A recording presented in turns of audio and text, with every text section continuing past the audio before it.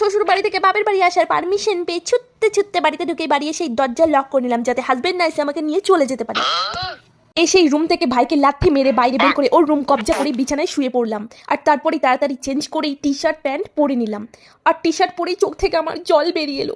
মনে হলো কত যুগ পরে আমি টি শার্ট পরেছি। I missed you my T shirt. শ্বশুর বাড়িতে তো খালি বৌমা সেজেই ঘুরে বেড়াতে হয়, পরার সুযোগ আর কোথায় পাই। তারপরে ভাইয়ের কাছ থেকে রিমোটটা কেড়ে নিয়ে টিভিতে নিজের পছন্দ মতো সিরিয়াল লাগালাম। আর ভাইকে এসে বললাম যে এক গ্লাস জল দিতে অর্ডার করে দিলাম। কতদিন পর নিজের পছন্দ মতো সিরিয়াল হাতে রিমোট নিয়ে টিভি চালানো এইসব তো বাপের বাড়িতেই হয়, কারণ শ্বশুর বাড়িতে তো শ্বশুর সারাদিন টিভিতে নিউজ চালিয়ে সারাদিন সোফার মধ্যে পড়ে পড়ে কাটিয়ে দেয়। তারপর বিকেল বেলায় এক কাপ চা নিয়ে চলে গেলাম সোজা বারান্দায়। শ্বশুর বাড়ি গেলে তো ছাদে বারান্দায় যেতেই পারি না, কখন নাকি বলে ওঠে যে সাজে নাকি আমি ছাদে বারান্দাতেই কাটিয়ে। তারপর সন্ধে হতেই ছেলেকে মাকে ধরিয়ে দিয়ে চলে গেলাম নিজের পছন্দের মতো শপিং করতে আর স্ট্রিট ফুড মনের মতো শপিং করে আর বহু রকম স্ট্রিট ফুড আর ফুচকা খেয়ে সোজা চলে এলাম। সবকিছু রেখে সোজা চলে গেলাম বিছানায় আরাম করতে। আর আরাম করতে গিয়েই দেখি বাবা ফোনে তো হাজবেন্ডে ফোন করে। তারপরে ভাবলাম শ্বশুর বাড়িতে তো সারাদিন এর সাথেই কথা হয়, এখন এর সাথে কথা বলে টাইম ওয়েস্ট করে কি ফোনটাকে সোজা সাইলেন্ট করে দিয়ে নিজের ফুলওয়ালা কম্বল নিয়ে আরাম করে পড়লাম শুয়ে।